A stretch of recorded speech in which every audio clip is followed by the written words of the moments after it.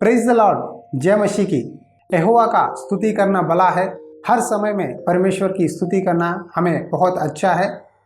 इसीलिए मैं परमेश्वर का धन्यवाद करता हूं, क्योंकि फिर से आपके सामने इस तरह परमेश्वर ने मुझे इस संदेश को बताने के लिए मौका दिया है।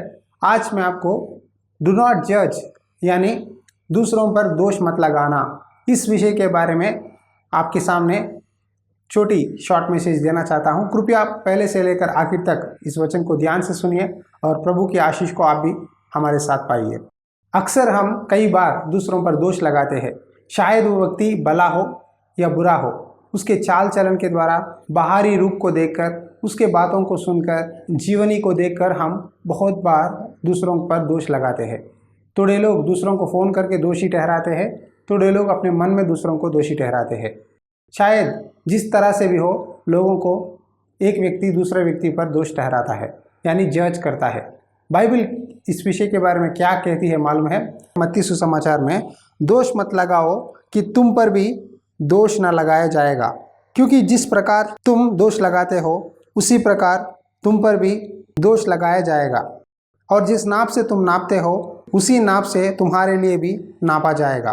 कई बार हम दूसरों पर दोष लगाते हैं, खास करके अपने घर वालों पर, अपने खुद की भाई पर, अपनी खुद की बहन पर, अपने खुद के परिवार लोगों के बारे में हम जज करते हैं, कहते हैं कि तू सीधा नहीं है। लेकिन परमेश्वर का वचन कहता है कि तू किसी पर भी दोष मत लगा, क्योंकि तू नहीं जानता कि उसके दिल में क्या भेद है, क्या विचार है।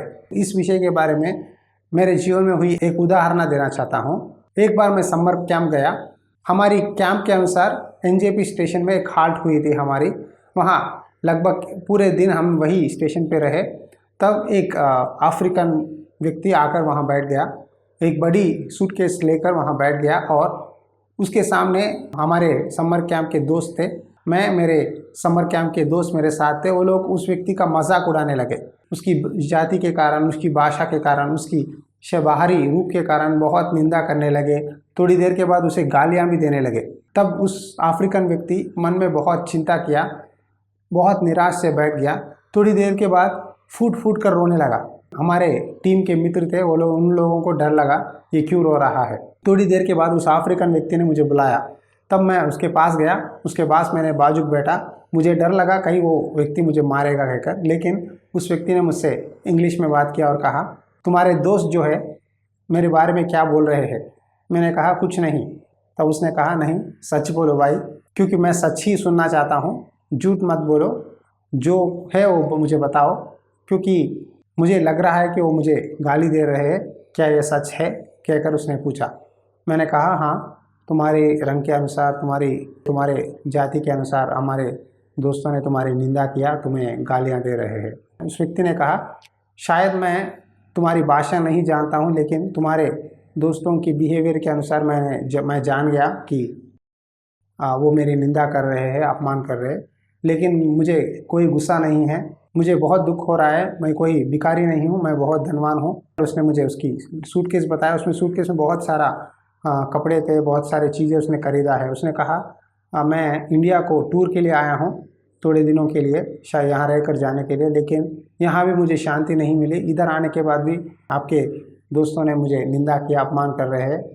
मैं शांति के लिए कूद रहा हूँ, लेकिन मुझे शांति नहीं मिल रहा है, इसीलिए मैं इस टूर को आया हूँ। क्यों लोग भीतरी रूप को देखकर, एक व्यक्ति की शारीरिक ताकत को देखकर निंदा करते हैं? शायद दिखने में मैं बहुत अट्टा कट्टा हूँ, मैं रूप में दिखने में बहुत अफ्रीकन की तरह हूँ, लेकिन मेरा दिल बहुत अच्छा है। क्यों लोग भीतरी रूप को देखते हैं? क्यों एक व्यक्ति के मन को समझ नहीं सकते? इस तरह बोलते हुए बहुत रोने लगा। तब मुझे एक वचन याद आया बाइबल में से, मनुष्य बाहरी रूप को देखता है, लेकिन परमेश्वर मनुष्य के दिल को देखता है। समझ गए ना? मनुष्य बाहरी रूप को देखता है, लेकिन परमेश्वर अपना हृदय देखता है। शायद कोई भी व्यक्ति आपको दोषी ठहराए, लेकिन परमेश्वर के नज़र में आप बहुत प्रीशियस है, कीमती है। परमेश्वर ने हमें इस संसार में पैदा किया है ताकि हम उसकी इच्छा को जानें और इसकी इच्छा के अनुसार आगे बढ़े। परमेश्वर के मार्ग में चलने समय बहुत से लोग हमें निंदा करते हैं, अपमान करते हैं, हम पर दोषी ठहराते हैं।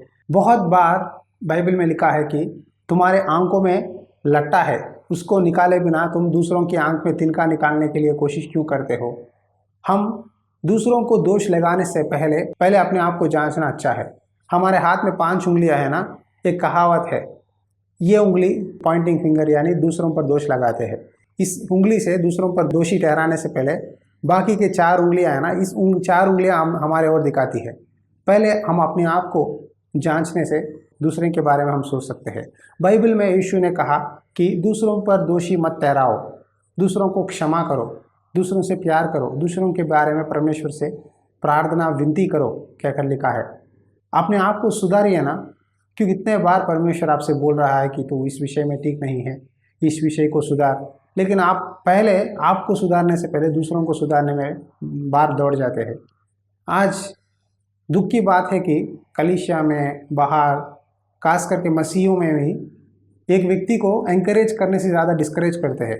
एक व्यक्ति जब परमेश्वर में आगे बढ़ रहा है तो उसको एंकरेज कीजिए, उसके सिवाय आप उसको दोषी ठहराकर उस पर तुझ में ये ठीक नहीं है, तू इसमें पाप किया है, उसमें पाप किया है, तू ऐसा है वैसा है, उस तरह बोलते हुए हम उसे परमेश्वर से करीब आने से रोक रहे हैं। रोक कर उसे बोल रहे हैं कि तू सीधा नहीं है, इसीलिए तू स्वर्ग का वारिस होने का लायक नहीं है, तू पीछे जा। इस तरह हम जब करते हैं तो व्यक्ति परमेश्वर से दूर हो जाता है। सिर्फ बहुत कम लोग इस दोष को बाजुक रखकर आगे बढ़ते हैं।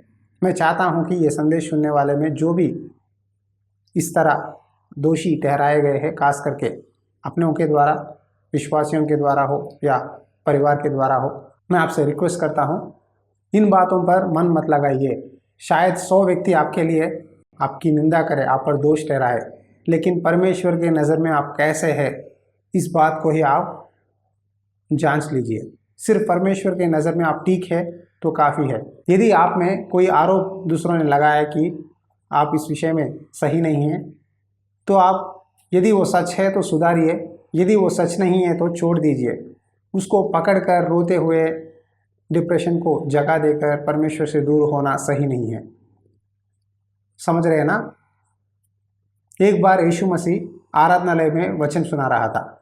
उस समय यीशु मसीह के पास फारसियों और याजकों ने आकर एक महिला को उसके सामने खड़ाया और उन्होंने कहा, प्रभु, इस महिला व्यभिचार में पकड़ी गई है, तुम इसके विषय में क्या न्याय दोगे?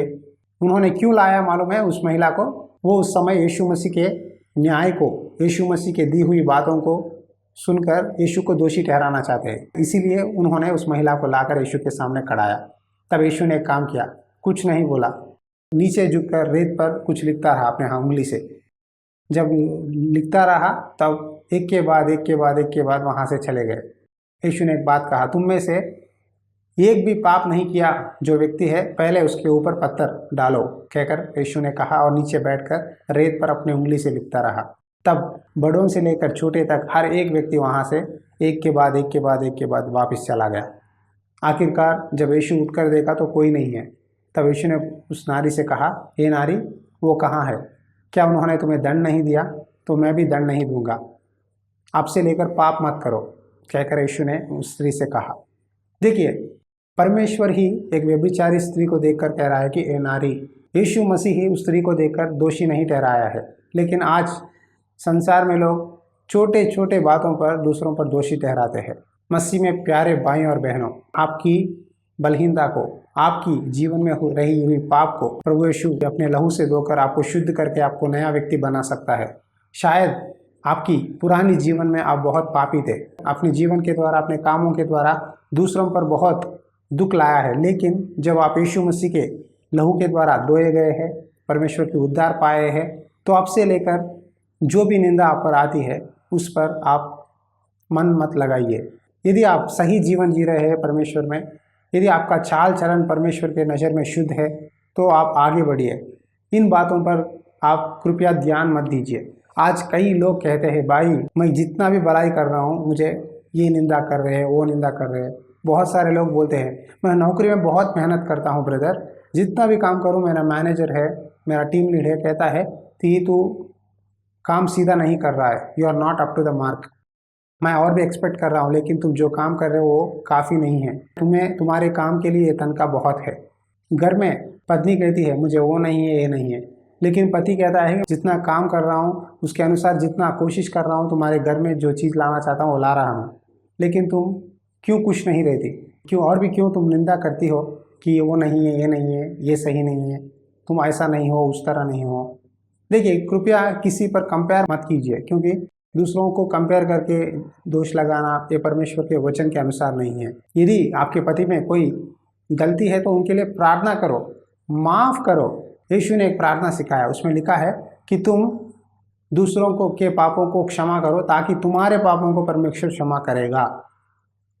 समझ गए ना? हम भी दूसरों के पापों को क्षमा करना है, तब परमेश्वर हमारे पापों को क्षमा करेगा।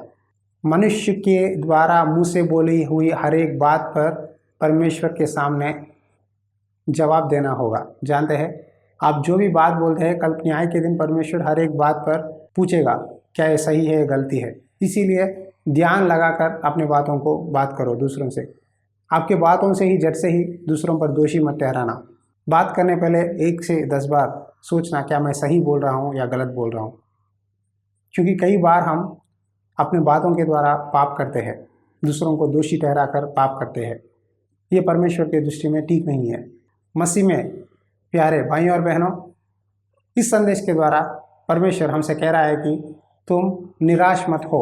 दूसरों के द्वारा किया हुआ निंदा पर, अपमान पर मन मत लगाओ। मेरे वचन को पढ़ो, मेरे वचन की मनन करो, मेरी स्तुति करो, तब तुम्हारे जीवन को मैं बदला दूंगा। तुम्हारे जीवन में आश्चर्य काम को मैं करना चाहता हूँ। तुम तुम्हारा मन मेरे ओर मोड़ो, तुम मुझसे बात करो, क्योंकि न्याय करने वाला परमेश्वर है। यदि आप दूसरे व्यक्ति पर दोषी ठहराते हैं तो आप खुद की आशीर्वादों को खो रहे हैं और वो व्यक्ति और भी दुगनी आशीर्वाद पाता है। समझ गए ना? यदि आपके मन में इस तरह बुरा विचार आ गया है दोषी ठहराने की, परमेश्वर के चरणों में आकर अपने दिल को शुद्ध करके प्रार्थना करो, ताकि आप अपनी आत्मिक जीवन में आगे बढ़ सके। प्रार्थना करेंगे। दयालु परमेश्वर, आपके चरणों में प्रार्थना करते हैं। बहुत बार हम दूसरों पर दोषी ठहराते हैं प्रभु, जानबूझ के या अनजान से। यदि हम किसी पर दोषी ठहराए हैं तो हमें माफ़ कर पिता। हमारे आंखों में तिनका को निकालने के लिए सहायता कर। दूसरों को दोषी ठहराने से पहले अपने आप को तेरे सामने जांच कर, परख कर, अपने चाल चलन को पवित्र बनाने के लिए मदद कर। इस संदेश जो सुन रहे हैं भाई बहनों को, उनको आशीर्वाद दीजिए, बड़ों को आशीर्वाद दीजिए। इस लॉर्ड्स हाउस चैनल के द्वारा प्रभु जितने लोग भी प्रार्थना के लिए मांग रहे हैं, उन सबको आशीर्वाद दे पिता। उन सबके जीवन में तेरी योजनाओं को, तेरी इच्छाओं को जानने के लिए सहायता कर। आत्मिक जीवन में मजबूत कर। इस प्रार्थना के द्वारा प्रभु अद्भुत कार्य जीवन में करके, जिनके जीवनों में अब तक आशीर्वाद नहीं देखा है, आज से लेकर एक आशीर्वाद देखने के लिए सहायता कर। इस संदेश को सुनने वाले ही नहीं, लेकिन सुनकर अनुकरण करने वाले की तरह लोगों को बना। हमको आशीर्वाद दे। हमारे बीच में आप तेरे पवित्र आत्मा की सामर्थ्य से आने वाले दिनों में और भी तेरी सेवा के लिए, तेरे नाम की महिमा के लिए इस्तेमाल कर। यीशु मसीह नाम में प्रार्थना करता हूँ, आमीन। यदि आपने इस संदेश के द्वारा कुछ सीखा है तो ज़रूर आप हमें आपके कमेंट्स के द्वारा हमें बताइए। और यदि आप हमारे द्वारा प्रार्थना चाहते हैं तो व्हाट्सएप के द्वारा मैसेज कर सकते हैं या फ़ोन भी कर सकते हैं। आप भी हमारे लिए प्रार्थना कीजिए, हमारे सेवकाई के लिए प्रार्थना कीजिए। God bless you.